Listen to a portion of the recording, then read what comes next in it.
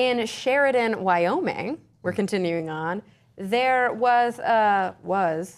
still is actually, a man named Richard Fipps, luckily still with us, and he was driving his pick-em-up truck and threw his dog into the back seat, and what happened to be in the back seat? A gun. And that gun happened to shoot Richard in the arm.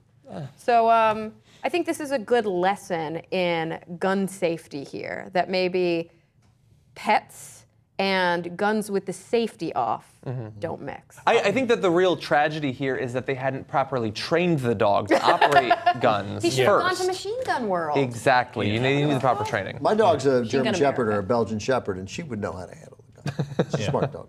Yeah. Yeah. I wouldn't trust my cat with a gun. Cats are dangerous. Still, you have a cat. Jack was thinking of ways to get weirder. He was like, I don't know, I'll get a cat. By the way, this is not the first time that a dog, especially during like hunting trips or something, I've seen people have like tried to pose a gun with their dog, and then it slips and shoots someone.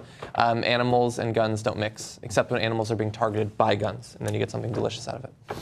I'm joking. Those kinds of animals. Yes, exactly. That's true. Yeah, not dogs. But it is kind of sad because, you know, we hear the story. It always makes the news when, yes, a guy has his dog posed with a shotgun and then the dog shoots the owner, and then we all, irony at its best. But we probably don't hear the stories about when the guy has the dog posed with a shotgun and the dog shoots itself. Like, we don't hear those stories. They don't make it into the news, and I wouldn't be surprised if that didn't happen a lot. That's really sad.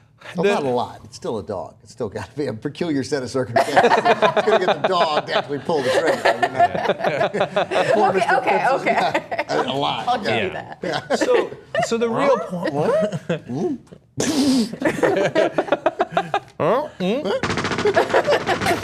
That is awful. Poor puppy. Oh, Fluffy, what have you done? And I mean, I think we can be a little bit lighthearted about this because dude's okay. Like, he got shot in the arm. He went to the hospital. He's going to make a full recovery. And for the rest of his life, he's got the story about how his dog shot him. Right. Exactly. Now, but of course, if you're going to have a real point here, it is that guns are dangerous. I know everybody. I've never talked to a gun owner or to anyone online, etc., who didn't claim they were the most responsible of all gun owners. And they're all super careful, except that we do a story every week. And if we wanted to, we could do 3 a day, right?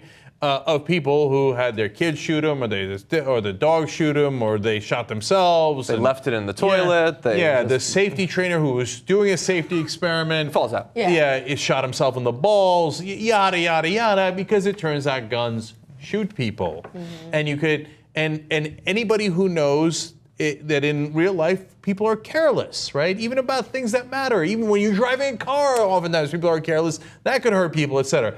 And then at some point, if a dude loses his key 7 times, he might forget to put the safety lock on, and then he might have Fluffy shoot him, right? Yeah. So be careful with guns, but everybody now, since it's so ubiquitous, they're like, oh, guns for everybody, throw them around. Here you go, Fluffy.